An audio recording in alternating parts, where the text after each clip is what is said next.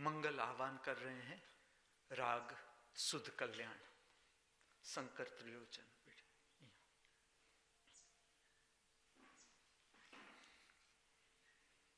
इस तरह से लो बेटा, ऊपर मस्तिष्क के ऊपर राइट हैंड से बांसुरी पकड़े, तीसरे नेत्र को टच करे, नासिका छिद्र पर रखे, सांस टकराने दे बांसुरी पर, गले को स्पर्श करे बांसुरी, छाती का मध्य केंद्र अर्पण करे ब्रह्मांड को। मंगल आह्वान राग सुध कल्याण।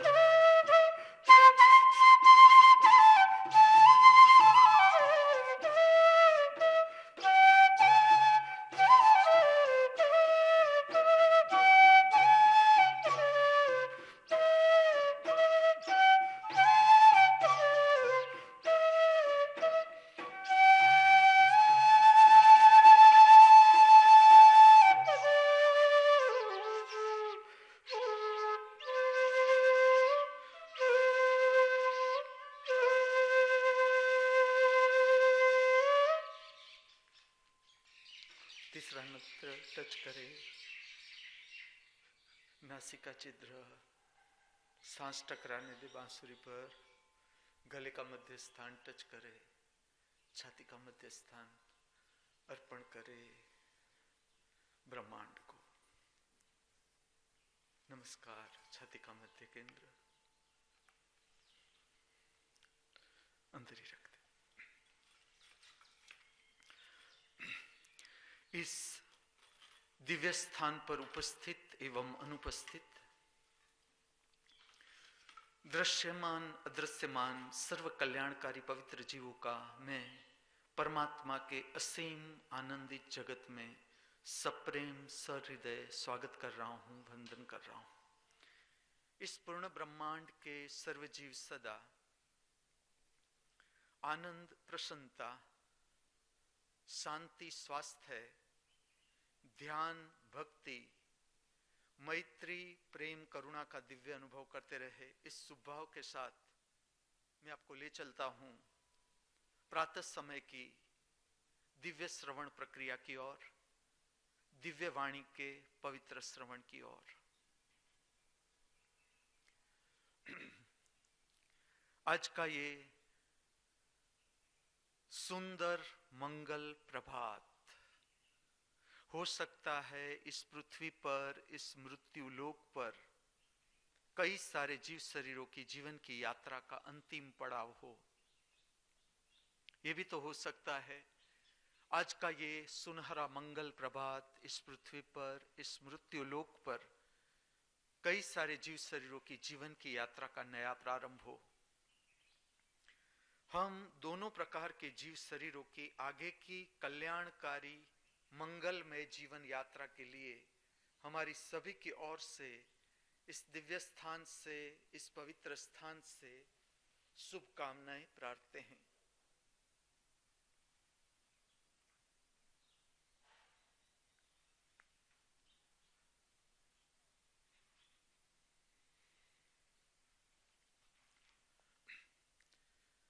The school of spiritual science, आत्मिक विज्ञान की पाठशाला, the school of divine techniques, Divya तकनीकी की पाठशाला, दिव्य श्री महामृत्यु महाअमृत विश्वविद्यालय, नटराजपुरम, खेड़ ब्रह्मा, गुजरात, जिसका उद्देश्य है मनुष्य को परमात्मा से, परम शक्ति से, पराशक्ति से परिचित करना, जिसका उद्देश्य है मनुष्य को अपनी निजी परम संपदा से परिचित करना, जिसका उद्देश्य है मनुष्य को संतोष के साथ जीने की कला को सिखाना, जिसका उद्देश्य है मनुष्य को शांति के साथ, निरांत के साथ जीवन को जीने की कला से परिचित करना।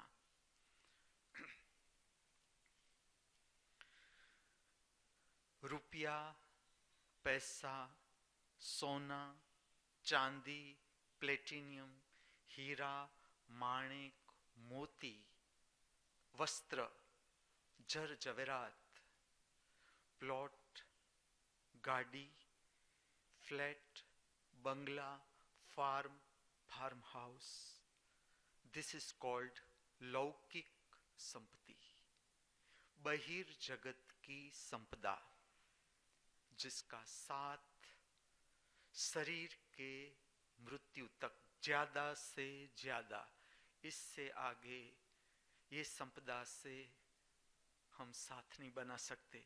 इसे कहा जाता है लौकिक संपत्ति, जो जुड़ी है शरीर के साथ जुड़े हुए मन, भाव, शरीर के साथ जुड़ी हुई आत्मा और शरीर। हमारे जीवन के दुख, पीड़ा, संताप, हताशा, निराशा, भय और चिंता, ये सारे जुड़े हैं केवल शरीर के सीमित जीवन को जीने के साथ। शरीर संबंधित मन, शरीर संबंधित भाव और शरीर संबंधित आत्मा, जिससे हम कहते हैं दुख, पीड़ा, संताप, हताशा, निराशा, भय, चिंता, ये सारे किरणें हैं, प्रागट्य है असत्य के साथ का संबंध का प्रागट्य। असत्य का अर्थ है जो कायम नहीं है, उसी के साथ हमारे जीव ने संबंध बना लिया।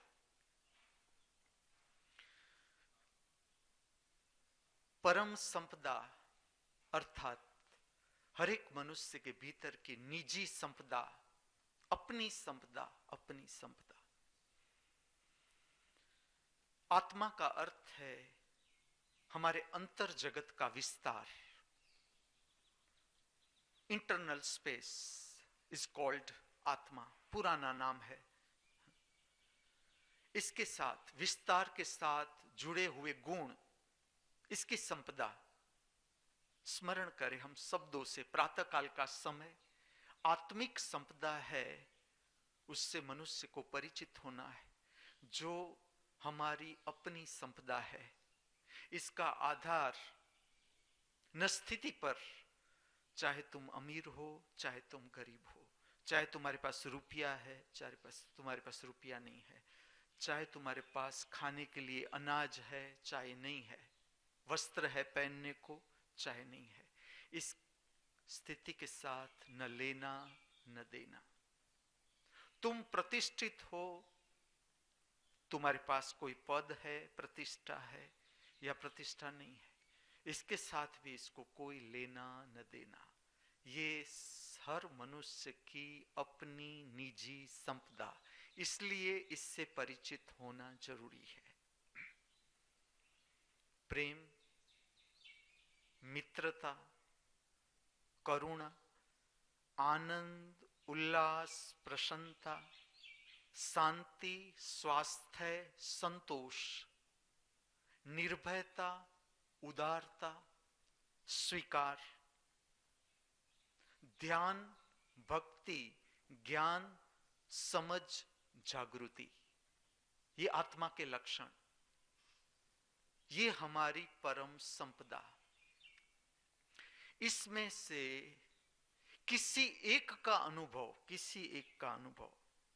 चाहे तुमने दिन में एक बार प्रसन्नता का अनुभव किया, एक ही बार, एक क्षण के लिए, मैं कहता हूं एक ही क्षण के लिए तुमने प्रसन्नता का अनुभव किया, इसी के साथ तुमने शांति का भी अनुभव किया, तुमने उदारता का भी अनुभव किया, निर्भयता का भी अनुभव किया, आनंद का भी अनुभव किया, उल्लास का भी अनुभव किया, समझ का भी अनुभव किया, चाहे एक क्षण के लिए तुमने अनुभव किया। ये संपदा जो एक क्षण का अनुभव है, जैसे तुम्हारा ध्यान जाएगा इसकी ओर, ये क्षण बढ़ते चले जाएंगे। ये आत्मिक विज्ञान है। इसलिए मैं कहता हूं ये दर्शन शास्त्र है जो भारत ने अमूल्य भेंट किया हर एक मनुष्य को। भारत में भीतर खोजा, भारत ने भीतर खोजा, पश्चिम ने बाहर खोजा, जिसे हम विज्ञान कहते हैं। पाश्चात्य संस्कृति है, उसने बाहर खोजा। बाहर की खोज से अमृत को प्राप्त करने की कोशिश की, लेकिन असंभव। शरीर ही है। शरीर, चाहे तुम कितने विटामिन लो, प्रोटीन लो, कैल्शियम की गोलियां खाओ, कितने ही रुपये इकट्ठे कर लो, हार्ट के स्पेशलिस्ट तुम्हारे मित्र हो, जगत की बड़ी बड़ी डिग्रियां लेने वाले वैज्ञानिक तुम्हारे मित्र हो, फिर भी शरीर का बचाना असंभव। अमृत का अर्थ है जिसकी मृत्यु नहीं। किसकी मृत्यु नहीं? ठीक से समझो, ये विज्ञान है, ये विज्ञान का सिद्धांत है। सर्व मनुष्य खोज रहा है शांति, हर मनुष्य की खोज है आनंद, उल्लास, प्रसन्नता, हर मनुष्य की खोज है निश्चिंता। चिंता न रहे, भय न रहे। भय अच्छा नहीं लगता, भविष्य के लिए कोई हमें भय न हो, चिंता न हो। क्यों मनुष्य इतनी संपत्ति इकट्ठी कर रहा है? क्या कारण है? उसको हम गहराई से देखें तो ही बचने की कोशिश है कि शायद हमारे पास संपत्ति होगी तो हम बच जाएंगे। मैं बच जाऊंगा, अगर मेरे पास रुपया होगा तो मैं बच जाऊंगा। लेकिन जिसका जन्म, इसकी मृत्यु सुनिश्चित इस जगत में। ये इसका विज्ञान, ये सत्य, ये सत्य का प्रथम सिद्धांत। जिसका जन्म, इसकी मृत्यु सुनिश्चित। शरीर का जन्म, शरीर की मृत्यु सुनिश्चित। विचार का जन्म होता है, विचार, इच्छा का जन्म होता है, इच्छा की मृत्यु सुनिश्चित, विचार की मृत्यु सुनिश्चित। भाव का जन्म होता है, जैसे कि प्रेम का भाव उठा, क्रोध का भाव उठा, काम वासना का भाव उठा, जन्म लिया। जिसने जन्म लिया इसकी मृत्यु सुनिश्चित। और जहां मृत्यु है, जहां मृत्यु है वहां दुख होगा, पीड़ा होगी, संताप होगा, हताशा होगी, निराशा होगी, भय होगा, चिंता होगी। चिंता और भय किस लिए है हमारे जीवन में? कि सुनिश्चित है शरीर कायम नहीं, फिर भी हमारा जीव का जो संबंध है शरीर के साथ वो इस तरह से है कि चिंता रहती है कि क्या होगा मेरा। इसे समझना है, इसे जानना है। जैसे जैसे हमारा ध्यान चाहे क्षण के लिए भी जाता है कि ना आज मैंने पूरे दिन में एक क्षण तो ऐसी आई कि मुझे अच्छा लगा, कुछ हल्कापन लगा मेरे भीतर, बहुत है, बहुत है। एक क्षण है तुम्हारा ध्यान गया, ये सत्य है, सत्य। ये तुम्हारी अपनी निजी संपदा, केवल तुम हो, केवल तुम, तुम्हारे साथ तुम्हारे सच्चे साथी तुम स्वयं, और कोई नहीं। हम स्वयं केवल हमारे सच्चे साथी, बाकी तुम देखते जाओ। मृत्यु की घटना, इसे कहा ही जाता है मृत्यु लोक। कभी कोई माँ मेरे साथ थी, आज वो माँ शरीर में न रही। कभी पिता मेरे साथ था, आज वो पिता मेरे साथ न रहे। कभी कोई भाई का साथ था मेरे साथ, आज वो मेरा भाई न रहा। कभी कोई बहन मेरे साथ थी, आज वो बहन न रही। कभी कोई मित्र मेरे साथ था, आज उसका शरीर न रहा। और ऐसी यात्रा करते करते करते करते करते मनुष्य आखिर में सत्य को समझने की कोशिश करता है कि सत्य है क्या, सत्य क्या है, ठीक से समझे। केवल इस जगत में सत्य एक ही है, एक। मार्ग अनेक, मार्ग अनेक। जितने लोग इस पृथ्वी पर, जितने लोग इतने मार्ग। सबका अपना स्वभाव और सबका अपना प्रागट्य, सबके अपने मार्ग, लेकिन सत्य एक। सत्य एक ही, जिसका जन्म नहीं इसकी मृत्यु भी नहीं। इस जगत में केवल एक ही सत्य, वो है अवकाश, द स्पेस। अवकाश का नाश संभव नहीं। अवकाश का नाश इसलिए संभव नहीं कि ये स्वयंभू है, ये सदा से है। चाहे ये बाहर का अवकाश हो, बहिर्गामी अवकाश, चाहे ये हमारे शरीर के भीतर का अवकाश हो, अंतर्गामी अवकाश, इसका नाश संभव नहीं, क्योंकि इसका जन्म है ही नहीं। ये स्वयंभू है, ये सदा से है, ये सदा रहेगा। केवल अवकाश, ठीक से समझे इसे, केवल अवकाश मात्र, स्पेस, इसका नाश संभव नहीं। इसीलिए धर्म है। धर्म अर्थात कला, शिक्षा, शिक्षण। किस तरह से हम ये अवकाश प्राप्त कर ले। धर्म अर्थात सत्य के साथ किस तरह से जीव अपना संबंध बना सके, ये शिक्षण, ये मार्गदर्शन के किस तरह से हम हमारे भीतर जो अवकाश है, जो सदा से है, सदा रहेगा, जो स्वयंभू है, उसके साथ हमारा संबंध कैसे बने। जो सदा से है, सदा रहेगा, उसे भय किसका। जो सदा से है, सदा रहेगा, उसे चिंता किसकी। जो सदा से है, सदा रहेगा, उसे पाना क्या। जो सदा से है, जो सदा रहेगा, उसे खोना क्या। वो है हमारा अंतर अवकाश, वो है हमारा स्वभाव, और पूरा दिन का अनुभव, पूरा दिन का अनुभव, पूरा दिन, आज का दिन, नया सूर्य, नया दिन, पुराना जीवन पूरा, पुराना जीवन गया, पुराना जीवन। डरता मन है, डरता मन है। और जीव का संबंध शरीर से, मन से, जो शरीर के साथ जुड़ा हुआ मन है उसकी इच्छा, जो शरीर है उसके साथ जुड़े हुए भाव है, और ये भाव दुख, पीड़ा, संताप, हताशा, निराशा, भय, चिंता। किस तरह से तुम्हें पता चलेगा कि तुम्हारा संबंध कहां पर है? अगर तुम्हारा जीवन में भय है, भय पहले समझो, भय है, समझो तुम्हारे जीव का संबंध शरीर से है केवल। चिंता है जीवन में, तो अभी तुम्हारे जीव का संबंध जो क्षेत्र है वो शरीर संबंधित क्षेत्र है, उसमें तुम हो, उस क्षेत्र के परिग में हमारा जीव है, इसीलिए हमारे जीवन में भय है, चिंता है। अगर तुम्हारे भीतर श्रद्धा है तो ये क्षेत्र पार हो गया। अब तुम शरीर के क्षेत्र में न रहे, तुम इससे ऊपर उठ गए।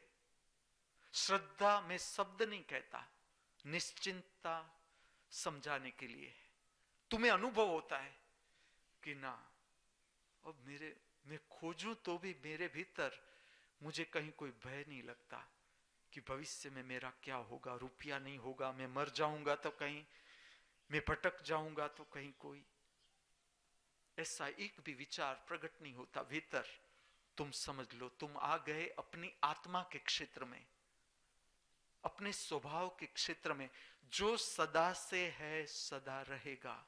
उस क्षेत्र में जीव आ गया, जीव ने संबंध बना लिया, आ गया जीव, अपने घर में प्रविष्ट हो गया, अपने घर में जीव प्रविष्ट हो गया। अब चिंता नहीं, अब भय नहीं। जो विषय पर मैं बात करने जा रहा हूं, ये विषय है गायन, बांसुरी और परमात्मा। क्या जरूरी है गायन? गायन गले की क्षमता है, गायन बोलने की क्षमता से ऊपर जो कंठ की क्षमता है हमारे भीतर, इसमें हम बोल सकते हैं, लेकिन गायन इससे ऊपर की क्षमता है। हमारे गले की क्षमता है, सब मनुष्य के गले की क्षमता है। गायन भाव जगत की शुद्धि करता है, भाव जगत की, भाव जगत का असर पूरे शरीर के क्षेत्र पर आता है, शरीर के क्षेत्र पर। जो शरीर का क्षेत्र है जिसमें नर्वस सिस्टम है, नर्व्स है, जो हमारे भीतर संवेदनशीलता है, संवेदनशीलता, ये हमारे भीतर जो तंत्रिका तंत्र है, नर्वस सिस्टम है, चेता तंत्र है, इसके साथ जुड़ी हुई है संवेदनाएं, सेंसिटिविटी जिसे हम कहते हैं। जैसे कि हम स्पर्श करते हैं तो पता चलता है कि कोई चीज है, इसकी सरफेस का पता चलता है किस तरह की है, रेशम जैसा है, मुलायम, कांटा है, क्या है पता चलता है। नाक से अगर हम सुगंध का अनुभव करते हैं, दुर्गंध का अनुभव करते हैं। कान से अगर हम सुनते हैं, अच्छा लगता है, कोई गीत अच्छा लगता है, कोई गीत अच्छा नहीं लगता है, कोई वाणी अच्छी लगती है, मीठी लगती है, कोई वाणी अच्छी नहीं लगती, मीठी नहीं लगती। ये सारे अनुभव जो है ये संवेदनाएं हैं हमारे भीतर की, और ये संवेदनाएं जुड़ी है हमारे सूक्ष्म शरीर के साथ, जिसे हम कहते हैं भाव शरीर। ये सूक्ष्म शरीर है हमारे भीतर का, और इसका सामर्थ्य शरीर के सामर्थ्य से अनेक गुना ज्यादा। गायन है। अभी तो मैं केवल गायन की बात कर रहा हूं। जो गायन का प्रागट्य है, ये क्षमता है कंठ चक्र की। और इस तरह से समझो, शरीर की जो क्षमता है उसका अगर हमने उपयोग न किया तो ये शक्ति है, ये शक्ति भीतर बोझिल हो जाती है। जो शक्ति का उपयोग न हुआ हमारे भीतर, एक्स्ट्रा एनर्जी, इसका उपयोग न हुआ तो ये शक्ति आखिर बोझिल बन जाती है। मन है, ठीक से समझा जाए, देखा जाए, विचार है, इच्छा है, ये भीतर की एक्स्ट्रा एनर्जी है। एक्स्ट्रा एनर्जी वो धीरे धीरे एक्स्ट्रा एनर्जी संचित होती है, संचित। ये संचित शक्ति हमारी ही बोझिल हो जाती है हमारे लिए। ये जो सारे भाव है, क्रोध है, घृणा है, ईर्ष्या है, तिरस्कार है, कुछ भी नहीं, ये हमारे भीतर की जरूरत से ज्यादा एनर्जी जिसका उपयोग नहीं हुआ। हम शरीर से 5 किलोग्राम वजन उठा सकते थे, नहीं उठाया, वो शक्ति ऐसे ही पड़ी रही, सुस्त हो गया, शरीर सुस्त हो गया। ये सुस्ती आखिर में बोझ बन जाएगी, बोझ। और धीरे धीरे ये बोझिल भाव का प्रभाव शरीर पर इतना आ जाएगा, इतना कि भीतर की जो मस्ती है, हमारी मस्ती खो जाती है। इतने बादल छा गए, इतने बादल छा गए भीतर कि अब सूर्य नहीं दिखता, का सूर्य नहीं दिखता, इतने बादल छा गए। हताशा, निराशा, फ्रस्ट्रेशन, भय, चिंता, जीवन बेस्वाद, बेस्वाद। धर्म का अर्थ है समझ, जीवन जीने की समझ। पहली बात यह समझनी है,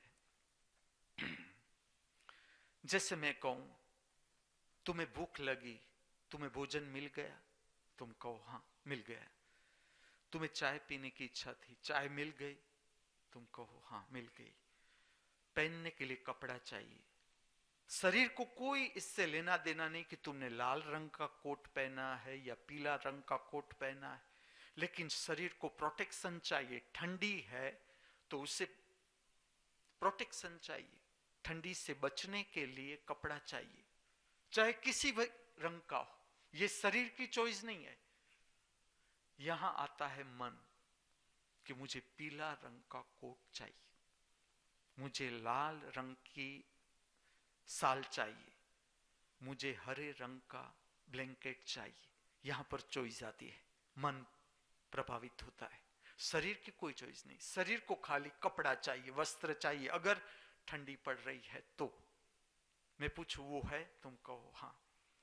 इस तरह की जो शरीर की जरूरियात जिसे हम कहते हैं, उसमें कुछ भी नहीं, कुछ भी नहीं। मैं जब तुम्हें डिवाइन इकोनॉमिक्स समझाऊंगा तब हर एक व्यक्ति को ठीक से समझना है। We all are hypnotized, hypnotised.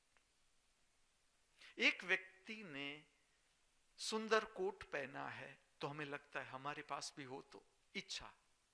बहिर्गामी जगत के साथ हम जुड़ गए, बहिर्गामी जगत, हमारी आंखों से हमारा जीव जुड़ गया कि इसके पास ऐसी कार है, ऐसी मेरे पास भी हो तो। यहां से कंपटीशन शुरू हुई, सूक्ष्म कंपटीशन शुरू हुई। हम बाहर निकल गए, बाहर निकल गए, बाहर की हरीफाई, हम चूक गए। धर्म तुम्हें बताता है सच में तुम्हारी जरूरियात क्या है, कितनी है, तुम अभ्यास करो। इसलिए क्योंकि ये दौड़ से भय नहीं मिटेगा, समझना। बहिर्गामी जगत की दौड़ से केवल ना चिंता जाएगी, ना भय जाएगा, ना दुख मिटेगा, ना पीड़ा, ना संताप, ना हताशा, ना निराशा। तुम देखो आज इस जगत में कैसे पता चलता है कि आज जगत दुखी है। मैं तुम्हें सिंपल बात कहता हूं, तुम इसे तराशो। कितने मनोरंजन के साधन है आज इस जगत में। मनुष्य क्या खोज रहा है? छुट्टी हुई नहीं कि भागो। कहां भागोगे तुम देखो मनुष्य को हर जगह मैं तुम्हें कहीं नहीं रोकूंगा, तुम मनुष्य का जीवन ठीक से देखो। हर एक मनुष्य आखिर करता क्या है, हम क्या करते हैं, मैं क्या करता हूं, इस तरह से हर एक मनुष्य क्या करता है, भागता है भागता है। जो जीवन है, जो जीवन हम जी रहे हैं, उससे कोई राजी नहीं, एक भी मनुष्य राजी नहीं। जो जीवन हम जी रहे, कब छुट्टी मिले और हम भागे कहीं और। समझना इस बात को, यहां से पकड़ सकते हैं हम जीवन को कि जीवन ठीक नहीं। हम जो कर्म कर रहे हैं उसमें ही हमें मजा नहीं। इस तरह का जीवन हो गया मनुष्य का कि मनुष्य भाग रहा है। तुम देखो, मनुष्य होटल जा रहा है, क्या कर रहा है होटल में? शराब, सेक्स। ये जो है, ये दुख भुलाने की कोशिश है। ये दुख पार नहीं हुए हम, ये कोशिश है दुख को भुलाने की। कि इंद्रियगत भोग विलास जिसे हम कहते हैं, इंद्रियगत भोग विलास, वो दुख को भुलाने की कोशिश है। हम दुख को भुलाने के लिए इस तरह के भोजन ले रहे हैं जिसकी शरीर को कोई जरूरत नहीं है। शरीर को बर्गर की जरूरत नहीं है, शरीर को पानी पूरी की जरूरत नहीं है, शरीर को इंडा, मांस, मच्छी कोई जरूरत नहीं है। ठीक से देखा जाए, समझा जाए, तुम शांति से अपना भोजन करना शुरू करो, तुम्हें पता चलेगा कि किस तरह के पदार्थ की मेरे शरीर को जरूरत है, कितनी जरूरत है। मैं अपने अनुभव से कहता हूं, जितनी शांति से तुम भोजन लेना शुरू करोगे, शरीर की जरूरत नहीं है। लेकिन मन, इच्छा कि कोई एक व्यक्ति मिठाई खा रहा है तो मेरे भीतर उसकी इच्छा भी प्रविष्ट होगी। समझना इसे, जो इच्छा है वो केवल हमारी नहीं, बाहर से आई हुई इच्छा की तरंगे है, बाहर से आई हुई। और इसमें दो जो मुख्य चीज है, एक खाने पीने की इच्छा, एक सेक्स की इच्छा। ये हर जन्म में हमारे साथ रही। इच्छा का विस्तार ही है काम वासना की इच्छा, भोजन की इच्छा, सांस उच्छ्वास की इच्छा। ये हर जन्म में, जब भी हमने जन्म लिया, चलो जन्मों के विषय में न जाए, जहां से हम पैदा हुए, जहां से, हर व्यक्ति, हर प्राणी, इसकी मूलभूत जरूरियात या मूलभूत इच्छा, इसके तरंग हर जगह मिलते हैं, हर जगह। जैसी तुम्हें भूख लगी, अंदर भूख, अभी तुमने दर्शन भी नहीं किया भूख का, इससे पहले इस इच्छाओं की तरंग से तुम गिर जाते हो, इस तरंग से गिर जाते हो।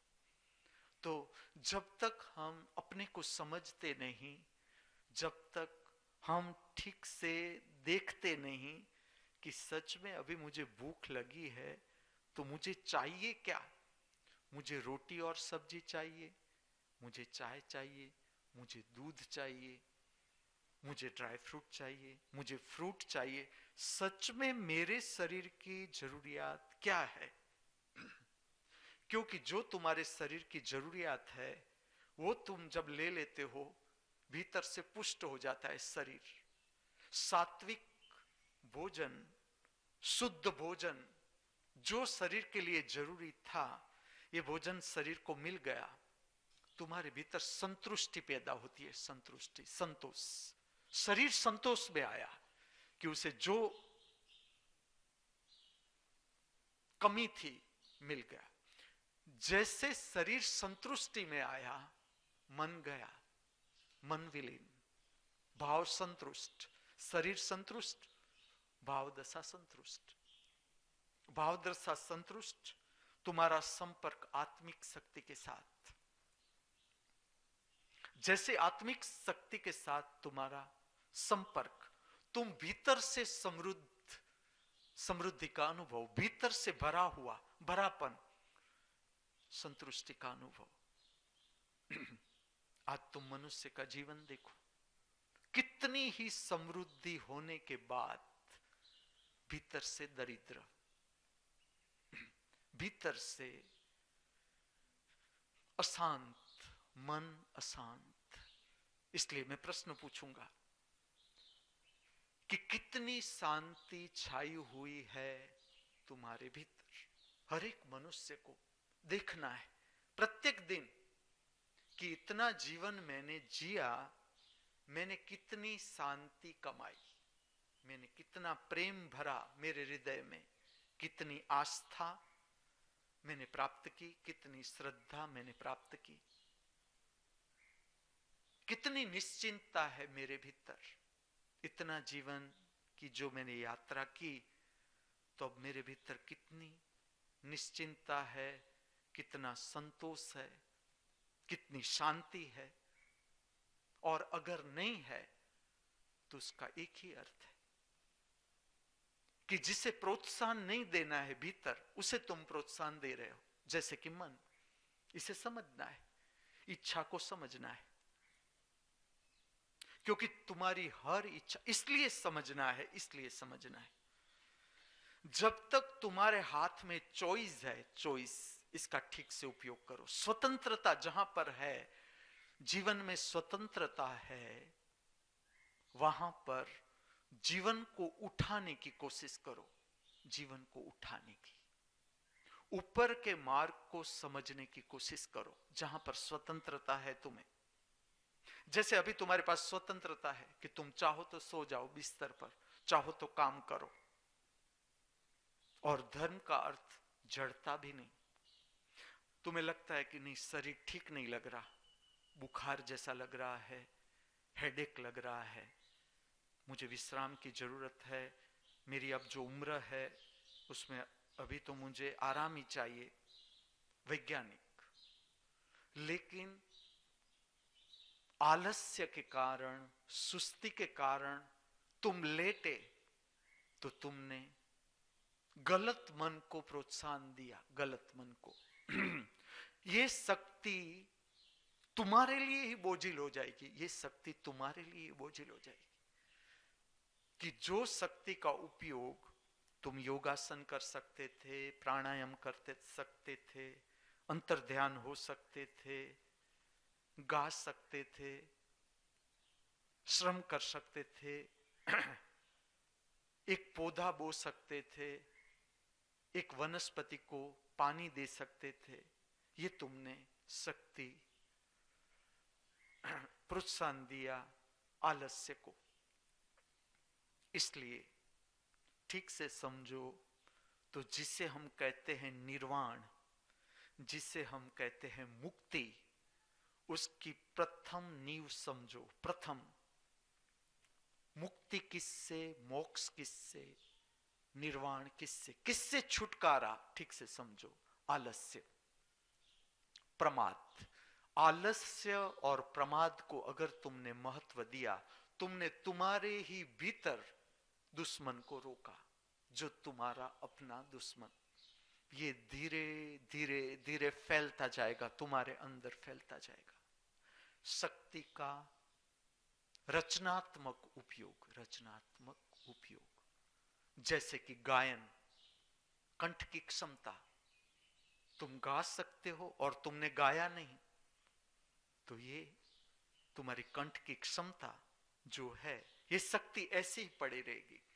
वो धीरे धीरे धीरे धीरे तुम्हारे भीतर बोझ बन जाएगी। गायन है एक प्रकार का प्राणायाम, अपने आप सांस उच्छ्वास नियंत्रित होता है। जहां पर गायन ही है, प्रातःकाल का समय ही है, तो हम प्रारंभ कर रहे हैं एक प्रयोग के लिए, समझ के लिए। मैं तुम्हें करवाऊंगा मेरे साथ, मैं प्रकट करूंगा, तुम मेरे साथ। गायत्री मंत्र में, गायत्री मंत्र प्रकट करते हैं कंठ की क्षमता किस तरह से इसे विकसित करनी है। चलो 7 बार मैं गायत्री मंत्र बोलूंगा, तुम मेरे साथ। इसका तरीका इस तरह से है। ओम भूर्भुवस्वः तत्सवितुर्वरेण्यं भर्गो देवस्य धीमहि धियो यो नः प्रचोदयात्। ओम भूर्भुवस्वः तत्सवितुर्वरेण्यं भर्गो देवस्य धीमहि धियो यो नः प्रचोदयात्। ओम भूर्भुवस्वः तत्सवितुर्वरेण्यं भर्गो देवस्य धीमहि धियो यो नः प्रचोदयात्। ओम भूर्भुवस्वः तत्सवितुर्वरेण्यं भर्गो देवस्य धीमहि धियो यो नः प्रचोदयात्। ओम भूर्भुवस्वः तत्सवितुर्वरेण्यं भर्गो देवस्य धीमहि धियो यो नः प्रचोदयात्। ओम भूर्भुवस्वः तत्सवितुर्वरेण्यं भर्गो देवस्य धीमहि धियो यो नः प्रचोदयात्। ओम भूर्भुवस्वः तत्सवितुर्वरेण्यं भर्गो देवस्य धीमहि धियो यो नः प्रचोदयात्। ओम। आंखों को बंद कर दे, रीढ़ को सीधी रखे। एक क्षण के लिए जब तक मैं न कहूं आप अपना ध्यान केंद्रित करें तीसरा नेत्र अर्थात दो भ्रमर के बीच। अगर आपको मुश्किल लगे तो मैं टेक्निक बताता हूं। आपके राइट हैंड की प्रथम अंगुली टच करे, दो भ्रमर के बीच स्पर्श का अनुभव करे, केवल स्पर्श का अनुभव। ये स्पर्श के अनुभव मात्र से तीसरे नेत्र का क्षेत्र प्रज्वलित होता है।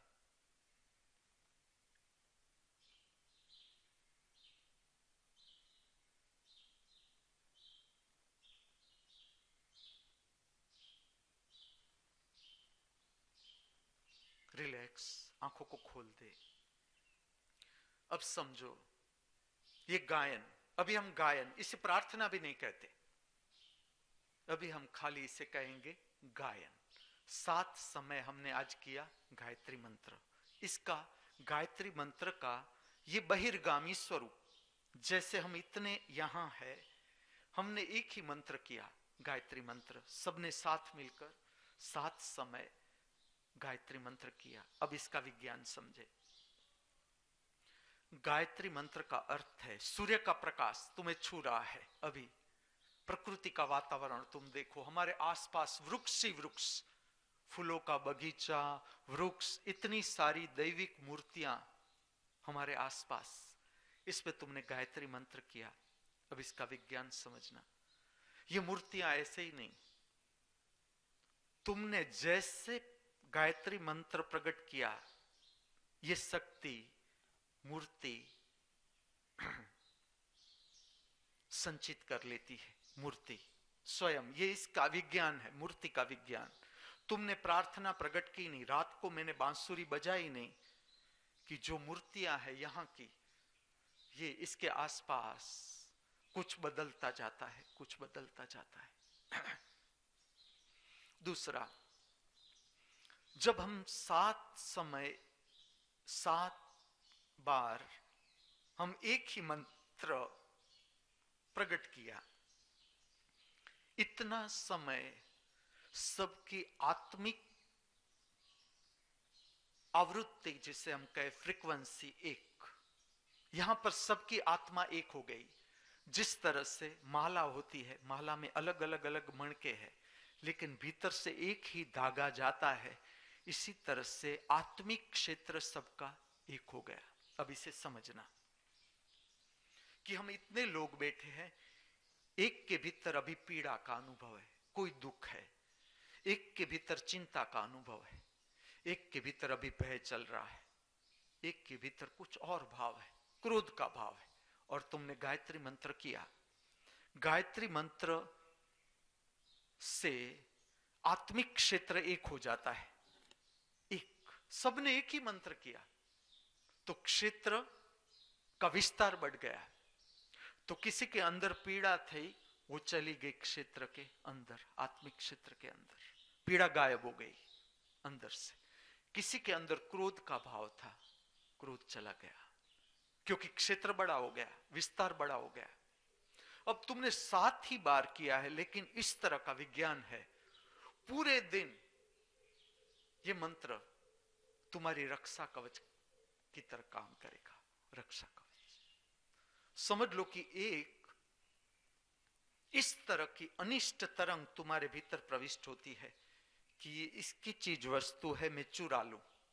होता है, ऐसा भाव आता है, ऐसी अनिष्ट तरंग छूती है और तुम करने जा रहे हो कि चलो मैं चुरा लूं किसी की चीज वस्तु। गायत्री मंत्र करने नहीं देगा तुम्हें। गायत्री मंत्र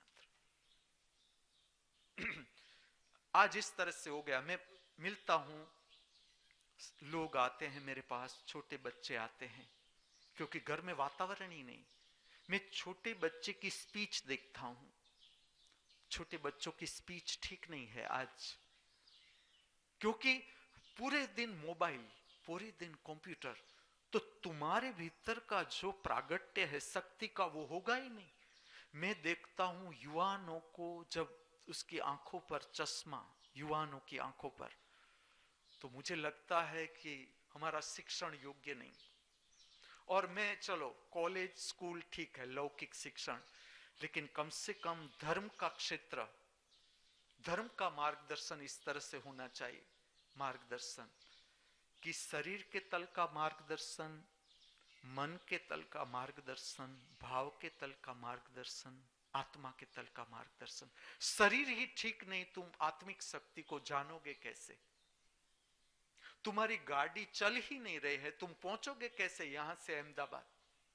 गाड़ी में स्पार्क हो रहा है, स्पार्क भड़का हो रहा है, पेट्रोल की बू आ रही है, तो हमें लगता है ये डेंजरस है इस गाड़ी में बैठना। तो हमारा जीवन जिसमें क्रोध आता है, घृणा आती है, ईर्ष्या आती है, तिरस्कार आती है, अप्राकृतिक काम वासना की तरंगे उठती है, इस पर हमारा कोई ध्यान ही नहीं है, लक्ष्य ही नहीं।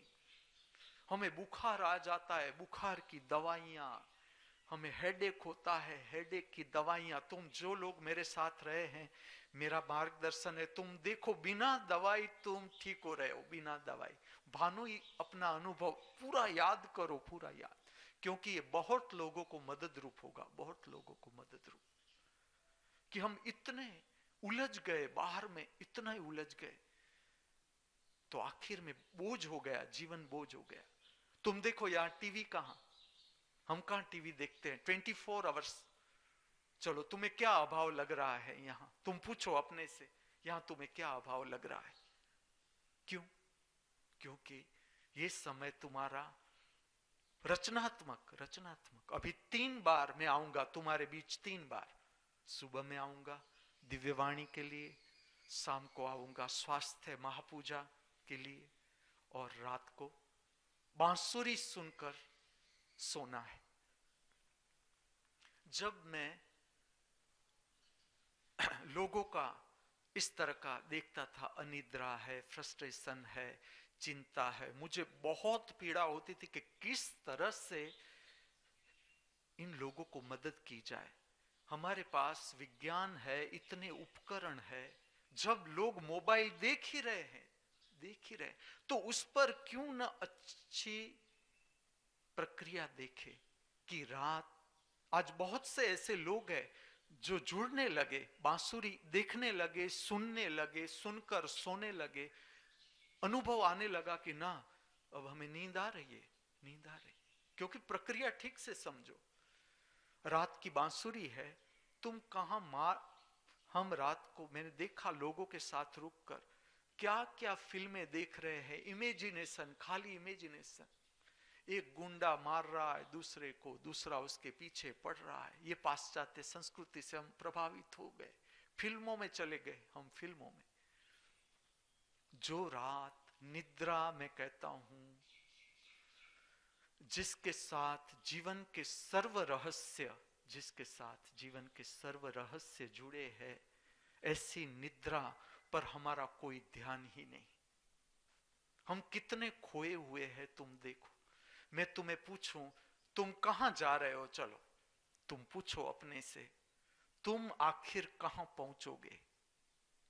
तुम जिस रास्ते पर जा रहे हो कहां पहुंच, शरीर कहां पहुंचेगा? इस पृथ्वी पर किसका शरीर कहां पहुंचा, तो मेरा शरीर कहां पहुंचेगा, तुम्हारा शरीर कहां पहुंचेगा? इस नाव में हम बैठे हैं, अंधे की तरह जीवन जीते हैं, जीते, और आखिर में हमारे पास रोने के सिवाय कुछ भी नहीं रहता, संपूर्ण दरिद्र। लेकिन नहीं है ऐसा, ऐसा नहीं है। तुम समझने की कोशिश करो, जहां से तुम मुझे समझ रहे हो समझने की कोशिश करो। इस तरह से नहीं है जीवन। एक दिन जैसे आज के 24 घंटे, उसको प्रगाढ़ता से जीना, प्रगाढ़ता से। जैसे हम यहां हैं, तुम मेरे साथ हो तो मैं तुम्हें बताता हूं मार्गदर्शन। चलो अभी वाणी मार्गदर्शन, शब्दों से तुम समझ रहे हो कि क्या करना है, कैसे करना है, कितना समय कहां बिताना है, किस तरह से खाना है, पीना है। ये वाणी है, मार्गदर्शन केवल। फिर इसका प्रायोगिक स्वरूप, फिर शाम स्वास्थ्य महापूजा कहूंगा मैं, स्वास्थ्य महापूजा, जिसपे योगासन, प्राणायाम, अंतर ध्यान, प्रार्थना, ये इसके अंग। इस पर भी मैं विस्तार से आपको बता रहा हूं। प्रयोग चाहिए मुझे, और ये इस तरह का प्रयोग होता है। चलो स्वास्थ्य महापूजा हम यहां करते हैं, जिसे मैं नाम दे रहा हूं पातंजलि ध्यान योग मंदिर। मंदिर का अर्थ है पवित्र स्थान, और कुछ नहीं। मंदिर को ठीक से समझा जाए तो इसका अर्थ है दिव्य स्थान, पवित्र स्थान, जहां से हम हमारी आत्मा को प्राप्त कर सके, भीतर के शुद्ध अवकाश को प्राप्त कर सके। जो धुआं है मन का, शरीर की संवेदनाओं का बीमार धुआं, उसको हटाकर भीतर का वातावरण पवित्र कर सके, ऐसा स्थान वो मंदिर। तो हम नाम देते हैं इसे पातंजलि ध्यान योग मंदिर। शाम कैसी होनी चाहिए? तुम रात में निद्रा में प्रवेश करो, इससे पहले शरीर की जितनी कैपेसिटी है, जितनी, नो कंपैरिजन एट ऑल। मेरा हाथ इतना ऊपर उठता है तो इतना तो उठता है ना, तुम देखना मेरा ये हाथ अभी उठ नहीं रहा है, मुझे यहां से ले जाना पड़ता है, तो इतना मैंने सपोर्ट दिया तो ऊपर उठ गया। तो इतना भी मुझे इसका उपयोग कर लेना है, इसका उपयोग कर लेना है, ताकि तुम निद्रा में जाओ इससे पहले तुम्हारी शरीर की शक्ति सुव्यवस्थित होती जाए, सुव्यवस्थित। धीरे धीरे मैं आसन का विज्ञान प्रकट कर रहा हूं। हमारे भीतर जो 7 शक्ति केंद्र है, उसमें शक्ति का डिस्ट्रीब्यूशन कैसे होना चाहिए, अभी तुम इतना ही समझो। जीवन की शांति के मुख्य 3 केंद्र, नाभि केंद्र जहां पर पाचन होता है, मूलाधार चक्र जहां पर ड्रेनेज सिस्टम है, बॉडी की मल मूत्र को बाहर फेंकना, इसका नियंत्रण होता है, और हृदय चक्र भाव शरीर, जिसके साथ जुड़ता है गायन। ये 3 चक्र शुद्ध होने चाहिए, शांत। ये शांत होंगे तो हम हमारी शक्ति को तीसरे नेत्र पर रख सकते हैं, प्रविष्ट हो सकते हैं, तीसरे नेत्र पर हम ठहर सकते हैं। देखना तुम, जैसे जैसे मैं इसका विज्ञान खोलता जाऊंगा, स्वास्थ्य महापूजा में इसका उपयोग करें।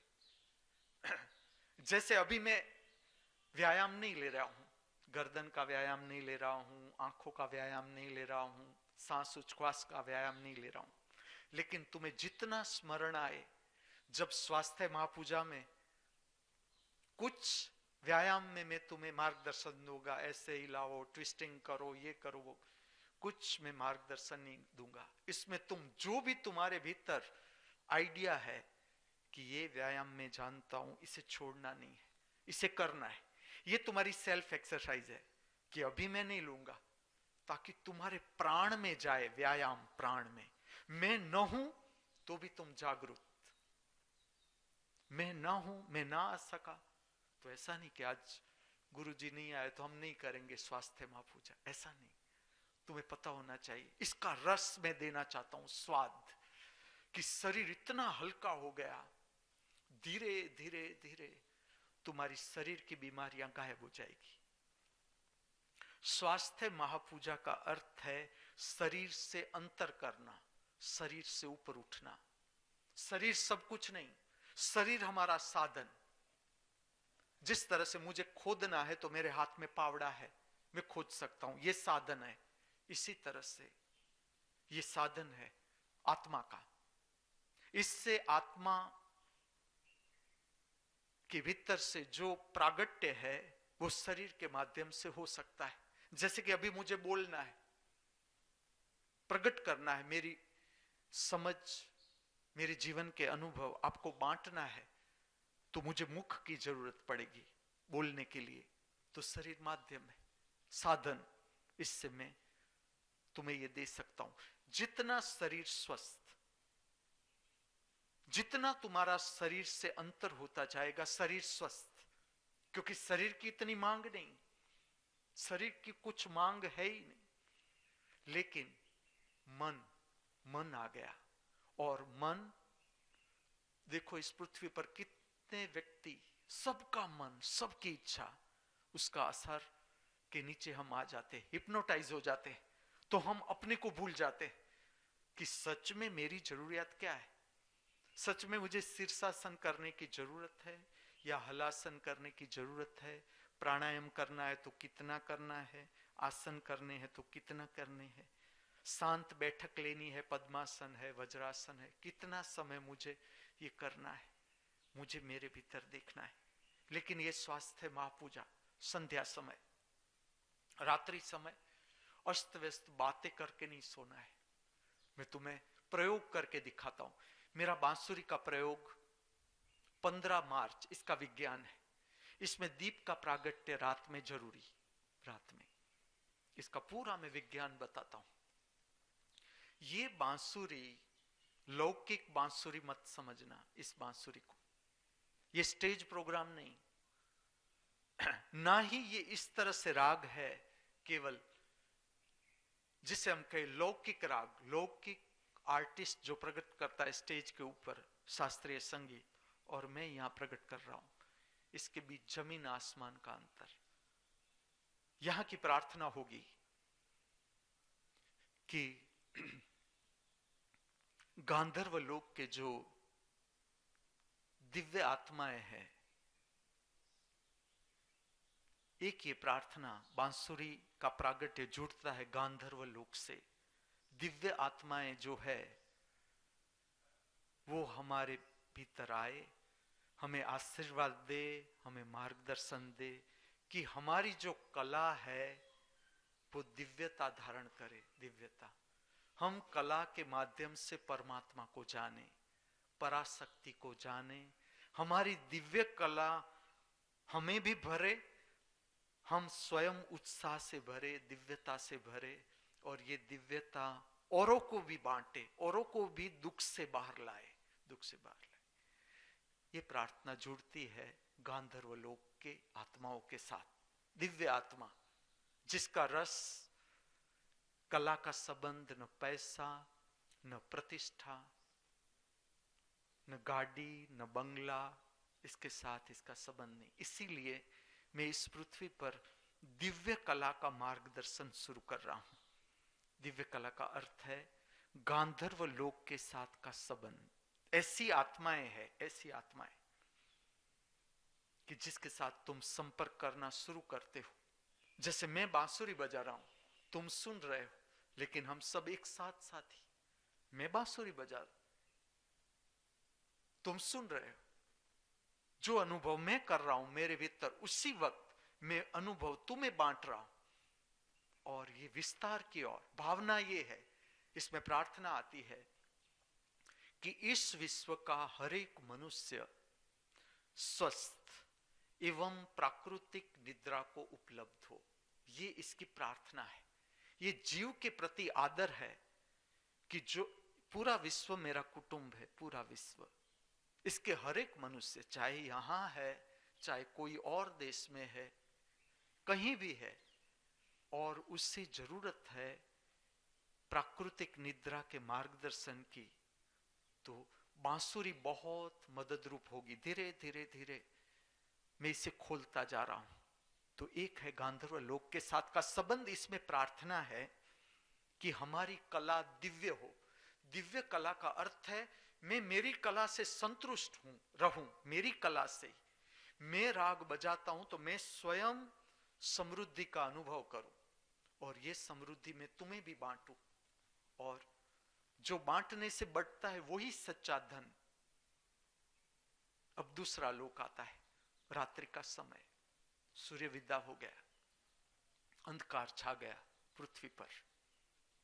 जो दिव्य कला है उसमें दूसरा आह्वान है चंद्रलोक से। जो रात्रि है ये चंद्र का क्षेत्र है। जो रात्रि, जहां पर रात्रि है, इस पृथ्वी पर जहां पर भी रात्रि है, उसका ऊर्ध्वगामी क्षेत्र, ऊपर का क्षेत्र चंद्र। जिस तरह से सुबह है तो उसका ऊर्ध्वगामी क्षेत्र सूर्य, इसी तरह से रात्रि है तो उसका ऊर्ध्वगामी क्षेत्र चंद्र। तो ये प्रार्थना है चंद्र लोक के दिव्य आत्माओं से, रात्रि को पिशाची तरंगे, अनिष्ट तरंगे, पिशाची इच्छाएं, अनिष्ट इच्छाएं, पिशाची भाव, अनिष्ट भाव जो फैल रहे हैं इस पृथ्वी पर, उसके लिए आप हमारी मदद में आओ। ये शांति इस पृथ्वी पर छाई रहे, ये प्रार्थना है। ये भीतर की प्रार्थना। आह्वान का अर्थ है आमंत्रण। चंद्रलोक की आत्माओं को आमंत्रण है कि आप आओ। और ये आमंत्रण इस तरह से होता है, ये कभी खाली नहीं जाता, ये खाली नहीं जाता। तुमने आमंत्रण दिया नहीं कि ये आत्माएं आई नहीं। जो जरूरी है वो मार्गदर्शन, कि ये आत्माओं को उतरने के लिए क्षेत्र तो चाहिए। क्षेत्र है कहां, तुम कहो मुझे। जो संगीत है, आर्टिफिशियल लाइट, तुम आर्टिफिशियल लाइट में संगीत सुनना। और जो प्रयोग में देने जा रहा हूं, दियो का प्रकाश, नेचुरल लाइट, हर तरह के प्रयोग में तुम्हारे सामने अभिव्यक्त करता जाऊंगा जहां जो जरूर है। लेकिन अभी जो समय है ठंडक का समय, और दियो का प्रकाश जो यहां बैठे हैं, जो वो दियो को, प्रकाश को पहले देखो। सीधी आंखें बंद ही मत करो, मैं मार्गदर्शन देता हूं। रात्रि समय का जो मेरा प्रयोग है, रात्रि का बांसुरी वादन है, उसमें दिए के प्रकाश को उतर दे दो तुम्हारे भीतर। अनेक दिए, जितने जरूरी है मैं दिए प्रकट कर रहा हूं मेरे आसपास। तुम दर्शन करो, सीधी आंखें बंद मत करो। ये दियो का प्रकाश पोषण है, पोषण। तुम्हारे भीतर जो मलिनता है, मन के भीतर भाव की मलिनता, मन की मलिनता, शरीर की संवेदना तक, दियो के प्रकाश से तुम्हारा नर्वस सिस्टम प्रकाशित हो जाएगा। इसके बाद तुम आंखें बंद करना। जब तक तुम खुली रख सकते हो, प्रारंभ में आंखों को बंद नहीं करना है। प्रारंभ में दिए के प्रकाश को देखो, फिर धीरे धीरे धीरे थक जाओ कि ना बस बहुत हो गया, इसके बाद जरूर बंद कर दो आंखें। ये इस तरह का प्रयोग है। जब तक तुम्हारी बैठने की क्षमता है, बैठो ही बैठो, लेकिन जड़ता नहीं। जहां पर तुम्हें लगता है कि ना अब बैठना बहुत हो गया, तुम बिस्तर पर लेट जाओ, बांसुरी को सुनो। इस तरह से वॉल्यूम है कि तुम तुम्हारे रूम में चले जाओगे सोने के लिए तो भी ये तुम्हारे कान पर पड़ता रहेगा। और बांसुरी तुम देखना, गायन, उसके बाद जो मैं दूसरा क्रमांक दूं इंस्ट्रूमेंट में, आध्यात्म के साथ जुड़ा हुआ वाद्य जो है वो है बांसुरी। इसका कारण है, जिसने बांसुरी बजाई है उसे पता है कि अनेक प्रकार की बांसुरी आती है। वांस से बनी हुई, वृक्ष के वांस से बनी हुई बांसुरी, मेटल की बांसुरी, अलग अलग प्रकार की मेटल की बांसुरी है, अलग अलग प्रकार की बांसुरी। लेकिन जो सिंपलेस्ट मोस्ट जो भगवान विष्णु ने बजाई, श्री कृष्ण ने उससे पुनरुद्धार किया। किस लिए? ये दो विभूतियों का मैं नाम लूंगा, भगवान श्री विष्णु, भगवान श्री कृष्ण। इन लोगों ने बांसुरी स्टेज प्रोग्राम के लिए नहीं बजाई, इन लोगों ने बांसुरी बजाई मनुष्य के जीवन को उठाने के लिए। जो दरिद्र भाव है भीतर, दरिद्र भाव, उससे कैसे हटाया जाए, इसके लिए बांसुरी बजाई। बांसुरी और तुम्हारी निद्रा की प्रगाढ़ता, इससे गाढ़ संबंध तुम अनुभव करो। जो लोग बांसुरी सुन के सो रहे हैं, धीरे धीरे, कोई जरूरत नहीं रहेगी, धीरे धीरे तुम्हारे भीतर कॉन्फिडेंस आ जाएगा कि ना, मैं बिना गोली सो सकता हूं, बिना गोली। चलो, ये तो मैं जिसे नींद नहीं आ रही है, मानसिक असंतुलन है, थकावट है, चिंता रहती है, रात को डरावने सपना आते हैं, ऐसे अनुभव होते हैं कि रात को भूत पिशाच के होते हैं, कोई बड़ी बात नहीं, मैं समझाता हूं विज्ञान इसका। ऐसा लगता है कि हम सोए हैं और कोई फ्रिज खोल रहा है, पूरी रात नींद नहीं आती। ऐसे घर है हंटेड कि जिसमें ऐसी आत्माएं हैं। तुम बांसुरी शुरू कर दो, ये लाइव बांसुरी, ये 15 मार्च तक का प्रयोग, कम से कम 15 मार्च। अगर 15 से 16 होगा तो मैं 16 लूंगा, इसका विज्ञान को। इसमें ठंडक जरूरी, दियो को प्रकट करने के लिए ठंडक जरूरी। अब समझ लो, ये जो वातावरण है, और आर्टिफिशियल इंस्ट्रूमेंट भी नहीं ठंडक के लिए, एसी नहीं, यहां प्राकृतिक वातावरण, प्रकृति को महत्व दे रहे हैं हम। तो गर्मी शुरू हुई कि दियो का प्रकाश बोझ बनता है, शरीर के ऊपर बोझ, और जरूर भी नहीं रहती। इसके बाद दूसरा प्रयोग शुरू हो जाता है, दूसरी तरह का। इस तरह से भारत का संगीत प्रकृति के साथ जुड़ा हुआ है। मैं जो भी राग बजा रहा हूं, ये घरों में नहीं उतरे, ये सारे के सारे राग झोंपड़ी में बैठा हुआ एक ऋषि है, एक गुरु है, परमात्मा की साधना कर रहा है, और अचानक राग के स्वर प्रकट हो जाते हैं। इस तरह का ये संगीत है, इस तरह। ऐसी झोंपड़ी, ये अभी के राग नहीं, ये अभी के राग नहीं, तो कितने पुराने भारत की मैं बात कर रहा हूं, जहां ऋषि बैठा है, इसके आसपास वाघ भी घूम रहे हैं, हिरन भी है, नाग भी घूम रहे हैं। ऐसे घने जंगल में बैठा हुआ ऋषि, कोई गुरु, उसको विष्णु की प्रेरणा से राग उतरता है, कृष्ण की प्रेरणा से राग उतरता है, मां सरस्वती की प्रेरणा से राग उतरता है। ये है सारे राग। धीरे धीरे इसका विज्ञान कहता हूं, ताकि आपको समझने में सरलता रहे, अनुभव, क्योंकि ये केवल इंफॉर्मेशन नहीं है, इंफॉर्मेशन, ये पूरा प्रयोग आपको उठाने के लिए है। यहां तक आप बांसुरी सुनते जाओ रात की। गहरी निद्रा जीवन का केंद्र। जितनी तुम्हें गहरी शांति का अनुभव करना है, गहरी प्रसन्नता का अनुभव करना है, इतनी गहरी निद्रा का अनुभव जरूरी, जिससे पार करना है, मृत्यु लोक पार करना है। पहली नींव है गहरी निद्रा का अनुभव। और गहरी निद्रा जब तुम्हें प्राप्त होती है, अपने आप इम्यूनिटी पावर बढ़ जाता है, अपने आप। तुम देखो हर दवाई में है क्या, तुम्हें सुलाने की कोशिश।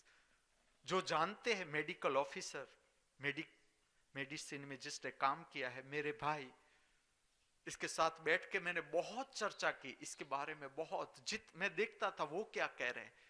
वो सम्मत हुए में हर बात में कि शरीर स्वयं ही रिकवरी करता है, बाहर से कुछ नहीं दिया जा सकता है। थोड़ा सा प्रोटेक्शन दो, जिसने मेडिकल में काम किया है, और धीरे धीरे तुम जैसे जागते जाओगे मेडिकल का पूरा स्टैंडर्ड चेंज हो जाएगा पूरा।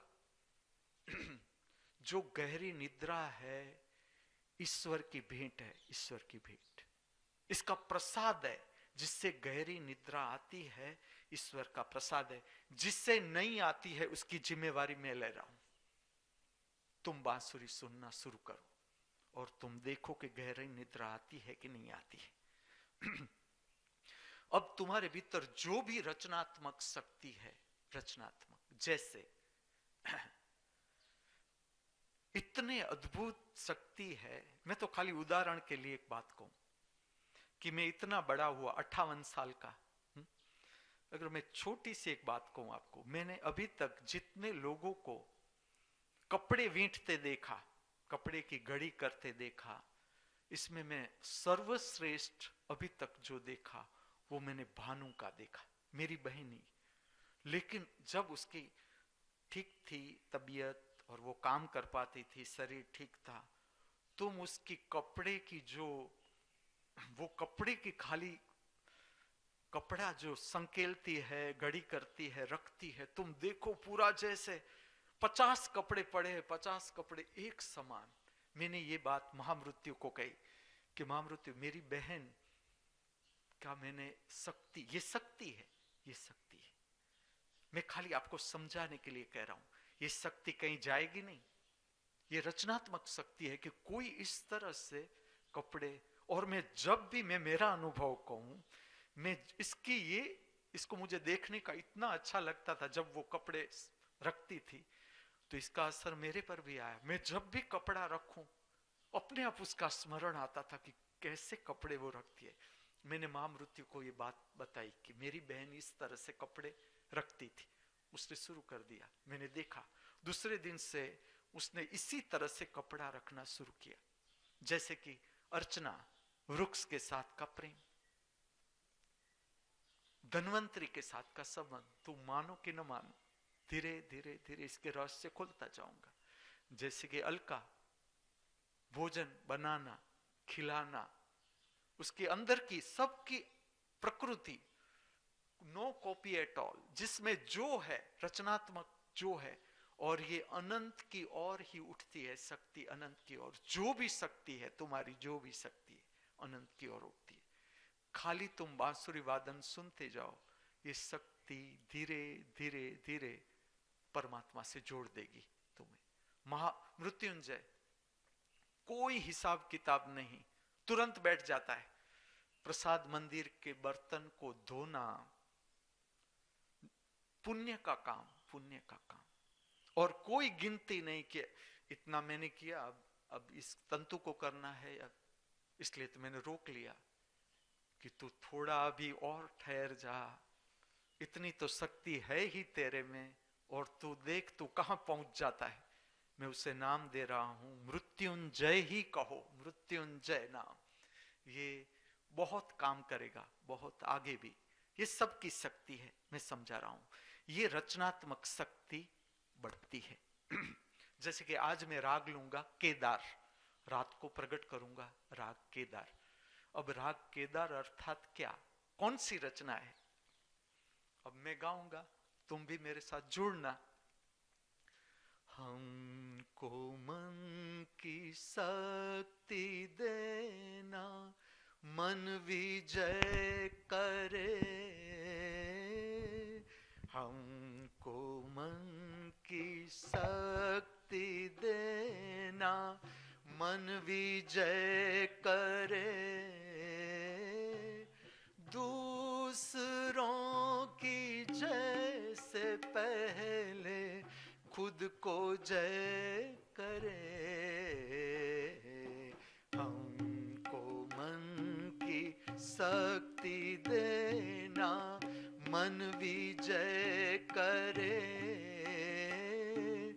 दूसरों की जय से पहले खुद को जय करे।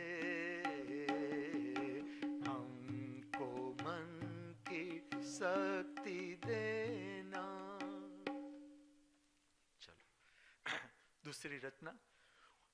बोले तो बांसुरी कहीं बजती सुनाई दे। इस तरह से करना। आप गाने में जरा भी संकोच न रखो, ये कोई स्टेज प्रोग्राम नहीं। जो जिस तरह से आप गा सकते हो, मैं मेरे सुर से गा रहा हूं, आप अपने सुर से गाओ, लेकिन जुड़ो। बोले तो बांसुरी कहीं बजती सुनाई दे, बोले तो बांसुरी कहीं बजती सुनाई दे, ऐसा बदन की कृष्ण का मंदिर दिखाई दे, बोले तो बांसुरी कहीं।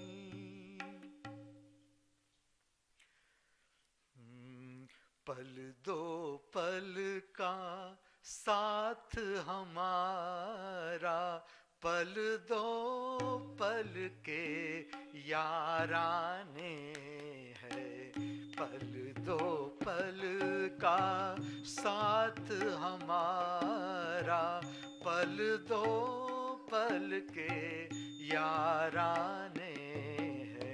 इस मंजिल पर मिलने वाले, इस मंजिल पर मिलने वाले, उस मंजिल को खो जाने हैं। पल दो पल का साथ हमारा, पल दो पल का साथ हमारा, पल दो पल के याराने है। इस मंजिल पर मिलने वाले, इस मंजिल पर मिलने वाले, उस मंजिल को खो जाने। शास्त्रीय संगीत हृदय के साथ जुड़ा हुआ है, और मेरे सामने बैठी हुई हर व्यक्ति, अभी सुनने वाली और सब व्यक्ति के भीतर शास्त्रीय संगीत के साथ संबंध है। जैसे भानु मैंने देखा है, जब भी मैंने देखा उच्च कोटि का संगीत ही सुनेगी सदा। लेकिन इस तरह से मार्गदर्शन है अभी कि तुम्हें लगता है बहुत कठिन है, कुछ कठिन नहीं। शास्त्रीय संगीत कठिन नहीं, तुम खाली पहले गाने ठीक से समझो। जैसे कि ये गाने राग केदार। दर्शन दो घन श्याम नाथ मोरी अखियां प्यासी रे, दर्शन दो घन श्याम नाथ मोरी प्यासी रे, दर्शन दो घन श्याम। केदार, इसका ताल 3 ताल, अभी जो बजाया 3 ताल, ये भी साथ में देख लेते। पहला हमने लिया हमको मन की शक्ति देना, मन विजय करे, दूसरों की जैसे पहले खुद को जय करे। ताल दादरा, इस ताल का नाम पहले कान में पढ़ने दो, दादरा। ताल का संबंध नटराज के साथ, ताल भी साथ साथ। संगीत का संबंध कृष्ण, विष्णु, सरस्वती, अलग नहीं, लेकिन एक समझ है ये। दूसरा लिया हमने बोले तो बांसुरी कहीं बजती सुनाई दे, ऐसा बदन की कृष्ण का मंदिर दिखाई दे, बोले तो बांसुरी कहीं। ताल दादरा। तीसरा लिया पल दो पल का साथ हमारा, पल दो पल के याराने हैं। इस मंजिल पर मिलने वाले, इस मंजिल पर मिलने वाले, उस मंजिल को खो जाने हैं। पल दो ताल केरवा, ये केरवा। शंकर के हाथ में डमरू, कृष्ण के हाथ में बंसी, तो बांसुरी, सरस्वती के हाथ में वीणा संगीत, और शंकर के हाथ में डमरू अर्थात ताल। दोनों हाथ जो है वो जुड़ते हैं, वो हृदय चक्र का विस्तार, हृदय की धड़कन का संबंध ताल के साथ। ऐसा नहीं कि खाली बांसुरी तुम्हारे कान में जाएगी और काम करेगी, इसके साथ जो ताल है, रिदम है, वो तुम्हारी जो हृदय की धड़कन है उसको ठीक करता है, बैलेंस। ये भारतीय शास्त्रीय संगीत का विज्ञान, शरीर के साथ जुड़ा हुआ विज्ञान। हृदय की धड़कन तुम्हारी जैसे ठीक होगी, तुम देखना तुम्हारा ब्लड प्रेशर नॉर्मल, बीपी की सारी तकलीफ, केवल तुम संगीत ठीक से सुनना शुरू करो और तुम देखो कि तुम्हारा बीपी नॉर्मल होता है कि नहीं। तो जो ताल है उसका नियंत्रण तुम्हारी हृदय की धड़कन के साथ। इसलिए तुम देखो कि जो रिदमिस्ट है दो हाथों से बजाता है, जिसका सेंटर आता है हृदय। चौथी रचना थी, दर्शन दो गन श्याम नाथ मोरी अखियां प्यासी रे, दर्शन दो गन श्याम। तो ये तीन ताल, ये राग केदार। फिर मैं ये राग बांसुरी पर रात को प्रकट करूंगा। अब आप देखोगे दो प्रकार की बांसुरी। एक है छोटी बांसुरी, जो आह्वान में जब कहता हूं कि सुबह में जब मैं दिव्य वाणी प्रकट करूंगा, रात शाम को जब मैं स्वास्थ्य महापूजा लूंगा, तब बांसुरी पर पहले आह्वान, छोटी बांसुरी से आमंत्रण कि जो जिस वातावरण में हम बैठे हैं यहाँ कोई भी अनिष्ट तरंगे है, और बांसुरी का प्रागट्य ये अनिष्ट तरंगों को दूर करती है, स्पेस करती है, जगह करती है, ताकि विधायात्मक तरंग अपने आप उतरे। ये बांसुरी का उपयोग, छोटी बांसुरी का उपयोग। बड़ी जो बांसुरी है, रात को मैं छोटी बांसुरी नहीं लूंगा, कारण आज पूछता हूं, कल जवाब दूंगा। आप इस पर सोचना कि बड़ी बांसुरी रात को प्रकट करने का, बड़ी बांसुरी ही प्रकट करूंगा रात को, जब मैं दिए के प्रकाश में प्रकट करूंगा बड़ी बांसुरी। अभी छोटी बांसुरी के भी प्रयोग है, लेकिन अभी मैं छोटी बांसुरी नहीं लूंगा। 15 मार्च तक का जो प्रयोग है उसमें बड़ी बांसुरी दिए के प्रकाश में, स्वास्थ्य महापूजा से पहले छोटी बांसुरी, दिव्यवाणी के पहले छोटी बांसुरी, और इसका भी विज्ञान है, धीरे धीरे ये भी बताता हूं। रचनात्मक व्यक्तियों को प्रोत्साहन। इस पृथ्वी पर किस तरह से इस पृथ्वी को सुंदर बनाना है, तुम्हें छोटा सा प्रयोग समझाऊं, छोटा सा प्रयोग कि जो रचना, जैसे कि भानु के गुण है, मैं अभिव्यक्त करूंगा ही करूंगा कि ये इसके गुण, अर्चना के गुण है प्रकट करूंगा ही, महामृत्यु के गुण है प्रकट करूंगा, मावजी के गुण है प्रकट करूंगा। जैसे कि मैं फैलाना चाहता हूं इस पृथ्वी पर दिव्य साम्राज्य के समाचार पत्र कैसे होंगे, अगर इसके जो टीवी समाचार होंगे वो किस तरह के होंगे। चलो मैं प्रथम समाचार दे रहा हूं। आज का प्रथम समाचार है, श्रीमती चंद्रिका रामजी भाई चुईया, भुज से, आदर्श दंपति मेरी दृष्टि से, भुज का आध्यात्मिक दंपति, सर्व जीवों के प्रति प्रेम, चाहे कुत्ता हो, गाय हो, वृक्ष को पानी देना, पंछी को दाना देना। मुझे इसलिए यहाँ पर एक चीज याद आ रही है, मैं महामृत्युंजय को, जो युवान है महामृत्यु है, मृत्युंजय है, तंतु है। मैं एक कहता हूं आपको कि हमारे यहाँ 3 चबूतरा है। चबूतरा एक हम टांकी का इस तरह से उपयोग कर रहे हैं, और 2 चबूतरों के लिए हम एक गृहस्थ ने हमें यहाँ दान दिया और ये खड़ा कर दिया हमने। अब मेरी उपस्थिति है यहाँ पर, तो हम इस तरह से करेंगे कि एक ज्वार या बाजरा, इसका पंछियों का एक अलग ही रखो, इसकी गुण है उसका एक अलग ही रखो, इसमें से हम नहीं खाएंगे, पंछियों के लिए और इसके लिए। इसके रहस्य देखते जाओ आप। ये जो सुबह मृत्युंजय में काम देता हूं, तुम्हें बता भी दूंगा कहाँ रखना है। तुम उस पर दाने काफी प्रमाण में डाल दो, दोनों चबूतरे है पूरे भर दो, पूरे भर दो, जरा भी लोभ मत करना।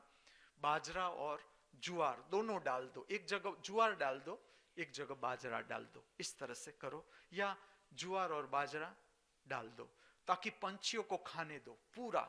जितने पंछी आए यहाँ पर, जितने पंछी आए उसे आने दो। पानी की व्यवस्था किस तरह से करनी है अर्चना, ये भी आप बेटा देख लो जरा। ऊपर रखना है तो मृत्युंजय को कहो, कोई भी इस तरह के युवान आ रहे हैं उसे कहो तो रख दे। हाँ, तो ये दंपति भी ऐसा ही है जो मैं नाम दे रहा हूं, श्रीमती चंद्रिका रामजी भाई चुया भुज कच्छ से।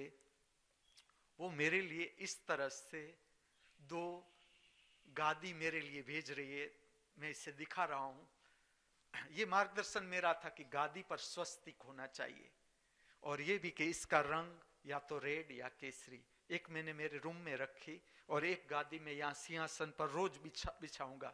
इसकी गादी बनानी अभी बाकी है।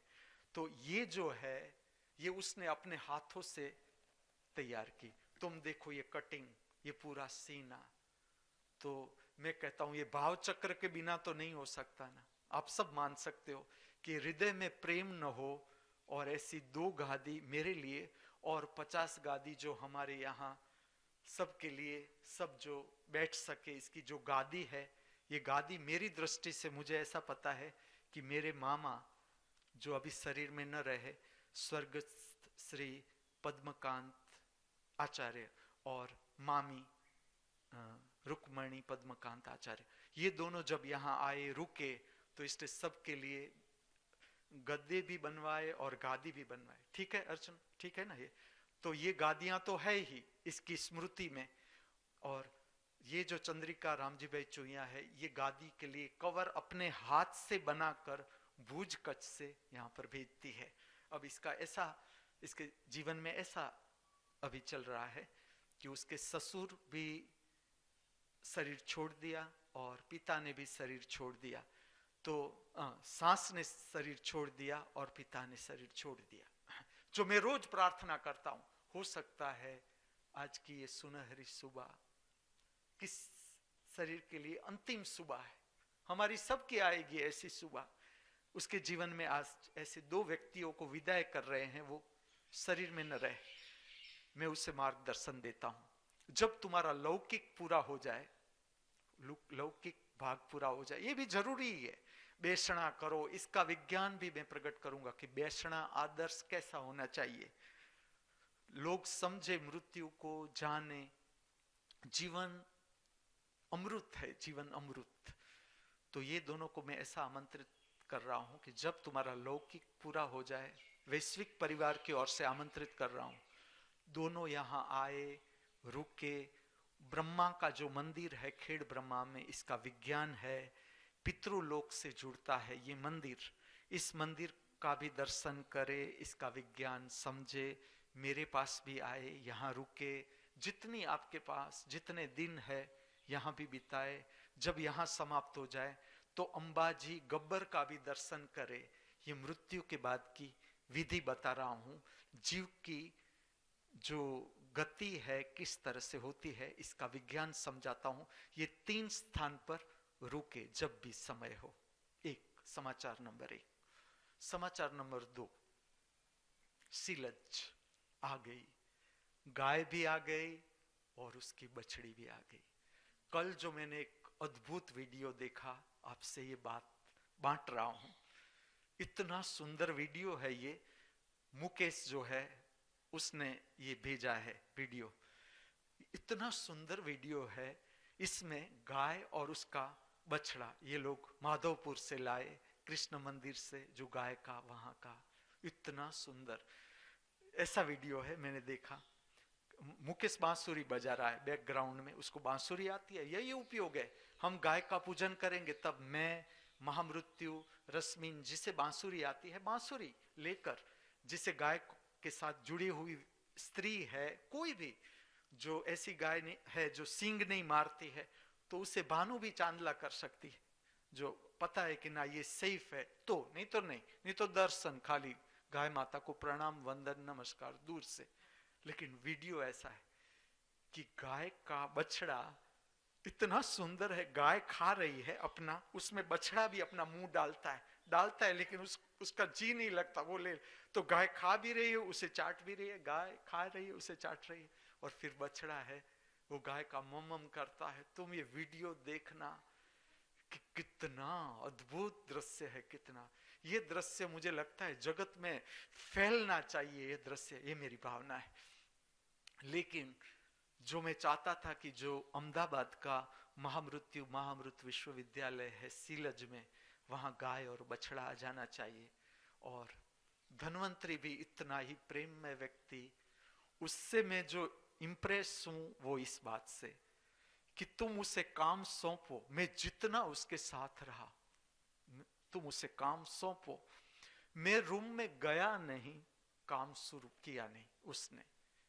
धार्मिक जो दृष्टि से तुम्हें देखा जाए, परफेक्ट व्यक्ति हर काम में, दोनों ऐसे। अन्नपूर्णा सुपरवाइजर, उसके अंडर में धन्वंतरी पटेल छटक नहीं सकता अन्नपूर्णा। मैंने कहा उसे करना ही पड़ेगा, तो मैं अन्नपूर्णा के पक्ष में पहले, उसके बाद धन्वंतरी के पक्ष में। लेकिन वहां गाय और बछड़ा आ गया। वैश्विक परिवार की ओर से ये परिवार को मेरा कोटि कोटि वंदन।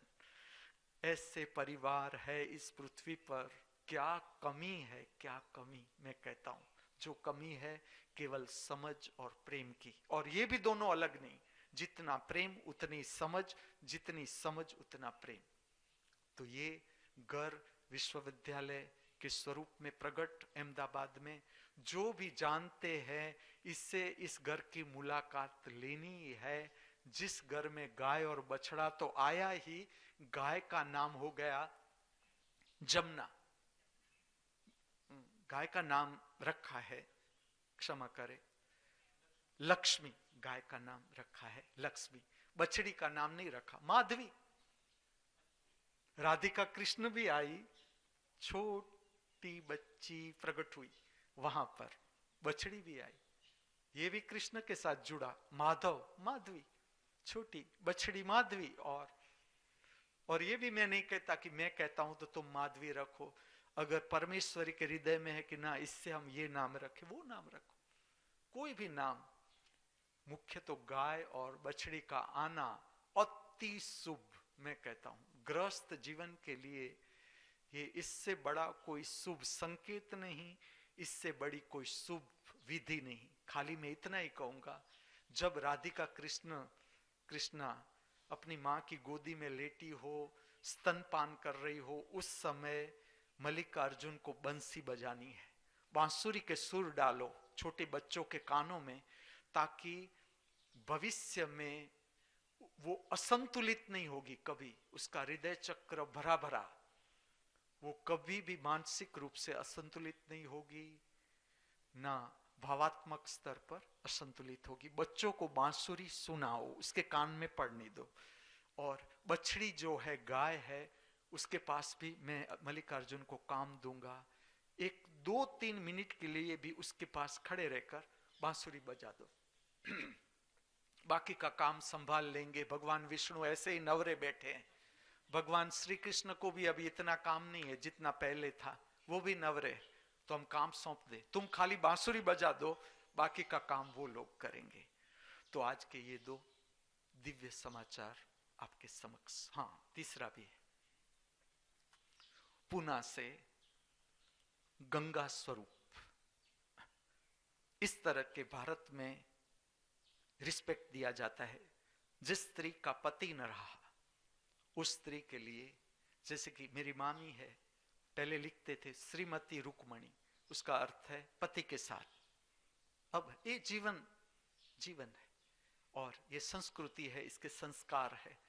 अब पति विदा हो गया तो श्रीमती नहीं लिखते, उसके लिए लिखते हैं गंगा स्वरूप। गंगा पवित्र है, गंगा समान पवित्र स्त्री जिसने पूरा जीवन पति के साथ बिताया, संसार को निभाया। तुम रुक्मणी माँ को देखना, इसलिए नहीं कि ये मेरी मामी है, जो इससे परिचित है उसे पता है कितनी प्रेममय व्यक्ति, कितना हृदय में प्रेम, कितनी धार्मिक, गंगा स्वरूपी। ऐसी सब स्त्री, मैं तो ये उदाहरण के नाम ले रहा हूं, खंजरी भी जो जानते हैं उसे पता है कि कितनी बालक, छोटा सा बच्चा, 5 साल से उसकी उम्र ज्यादा नहीं, लेकिन लोग समझते हैं कि इसकी उम्र बड़ी है तो क्या सेंस होगी इसमें, लेकिन छोटे से बच्चे में सेंस क्या होगी, इतनी सेंस, उससे कम, ज्यादा नहीं। लेकिन गंगा स्वरूप खंजरी, दोनों तेजस्वी बच्चों की मां, एक बेटा, एक बेटी योगिनी, और बेटा का नाम तो देखो महर्षि। ये इसका नाम महर्षि, बेटे का नाम, खाली नाम मात्र से तुम देखो कि किसने नाम दिया होगा, उसकी क्या कक्षा होगी जिसने महर्षि नाम दिया। और योगिनी, ये दोनों तेजस्वी बच्चे उसके। जो खंजरी है वो विश्वविद्यालय की प्रवृत्ति के लिए, कल्याणकारी प्रवृत्ति के लिए 50,000 अर्पण कर रही है रुपये यहां पर। मैं खाली खंजरी को ऐसा कहूंगा कि 1,000 में लोभ क्यों किया, 50,000 ही देना है तो 51,000 नहीं हो सकता? ये अंक का विज्ञान है। क्यों 51,000? सस्पेंस बताऊंगा इसका। 1,000 मांग रहा हूं खंजरी से, 50,000 वो मुझे दे रही है भेंट कि आप जो प्रवृत्ति करते हो, कल्याणकारी प्रवृत्ति, इसमें मेरी ओर से 50,000। बहुत सुंदर उदारता खिली हुई है। ये तो कुछ बात के लिए उसे भेजा है अपने घर कि तुम विश्वविद्यालय के रूप को प्रकट करो, विस्तार दो, यहां मत रहो, जाओ अपना काम करो। यहां कर लिया, अब उधर करो, फिर से बुलाऊंगा, फिर से भेजूंगा, फिर से बुलाऊंगा। 50,000 भेंट कर रही है। मैं मांग रहा हूं वैश्विक परिवार की ओर से 1,000 और, ताकि 51,000 हो जाए। मानना न मानना उसकी स्वतंत्रता। तो आज के ये 3 दिव्य समाचार। अब हम प्रविष्ट होंगे शांति मंत्र में, जिसके लिए आंखों को बंद करेंगे।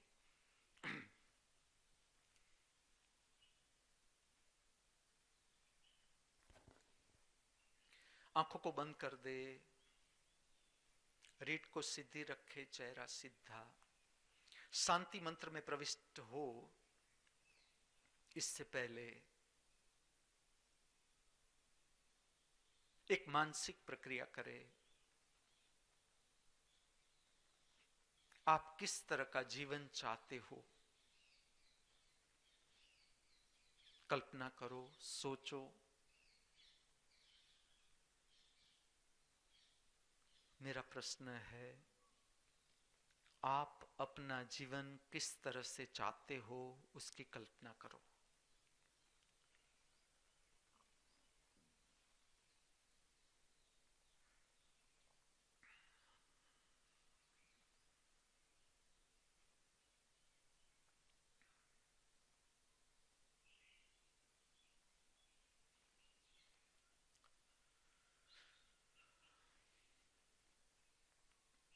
हम प्रवेश करेंगे पवित्र मंत्र, शांति मंत्र के उच्चारण में। मेरे साथ जुड़े।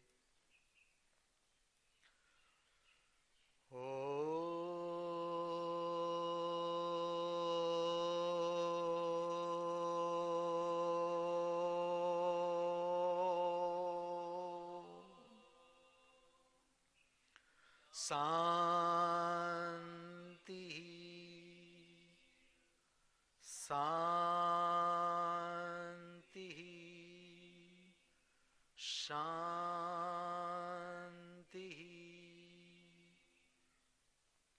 आपके दोनों हाथ छाती के मध्य केंद्र के पास लाकर प्रणाम, नमस्कार, वंदन की पवित्र मुद्रा बनाए, जिसमें अंगूठा स्पर्श होगा छाती के मध्य केंद्र के साथ। दोनों हाथ की हथेलियां का स्पर्श का अनुभव करे। परमात्मा के साथ जुड़ने की, पराशक्ति के साथ जुड़ने की, परम शक्ति के साथ एक होने की अद्भुत, सुंदर, सरल प्रक्रिया नमस्कार, वंदन, प्रणाम की मुद्रा। शांति मंत्र का अर्थघटन केवल श्रवण करे। हमारे नाभि केंद्र मणिपुर चक्र की सारी विक्षिप्त, अशुद्ध एवं अप्राकृतिक संवेदनाएं शुद्ध हो, शांत हो। हमारे काम केंद्र मूलाधार चक्र की सारी विक्षिप्त, अशुद्ध एवं अप्राकृतिक संवेदनाएं शुद्ध हो, शांत हो। हमारे हृदय चक्र भाव शरीर की सारी विक्षिप्त, अशुद्ध एवं अप्राकृतिक संवेदनाएं शुद्ध हो, शांत हो। हम सब सदा हमारे भीतर परम मौन, परम शांति का अनुभव करते रहे। आंखों को बहुत धीरे धीरे, step by step, with the full control on eye muscles, open the eyes, watch straight, सीधा देखे। प्रणाम की मुद्रा बदले अंजलि मुद्रा में भिक्षा मांगे परमात्मा से। हमारे बाहर हम सब सदा परम शांति का अनुभव करते रहे। ये परम शांति का अनुभव पूरे जगत में फैलाओ, पूरे विश्व में हम सब सदा सर्वत्र परम शांति का अनुभव करते रहे। दोनों हाथों से ज्ञान मुद्रा, राइट हैंड की ज्ञान मुद्रा टच करे दो भ्रमर के बीच। स्पर्श का अनुभव करे। तीसरे नेत्र की शक्ति को प्रज्वलित करे।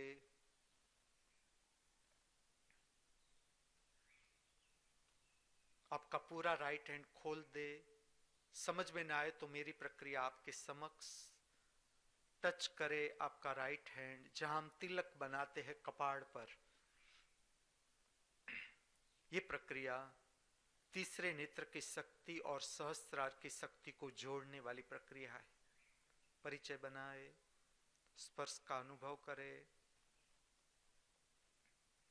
अब आपका राइट हैंड आपकी खोपड़ी के ऊपर रखे। मैं आपके समक्ष चेहरा सीधा रखे, आंखें बंद। आपका राइट हैंड आपकी खोपड़ी के ऊपर। जिस तरह से शिव मंदिर में शिवलिंग के ऊपर 5 फेंड वाला, 7 फेंड वाला नाग का मुख, इस तरह से इस प्रक्रिया से परिचय बनाए। ये आपके सहस्त्रार की शक्ति को शुद्ध करती है,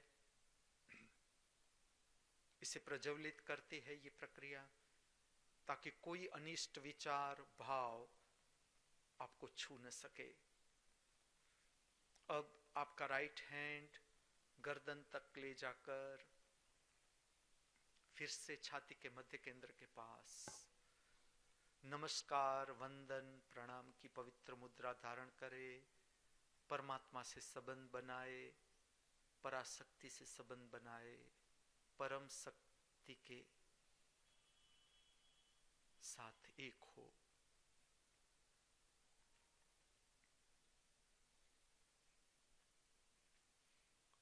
अस्तु। आरती से समापन करेंगे। आओ, शंख के लिए मृत्युंजय आए। तंतु पीछे का घंट ले लो। माव जी यहां आ जाए, ये घंट की। भानु बेगम।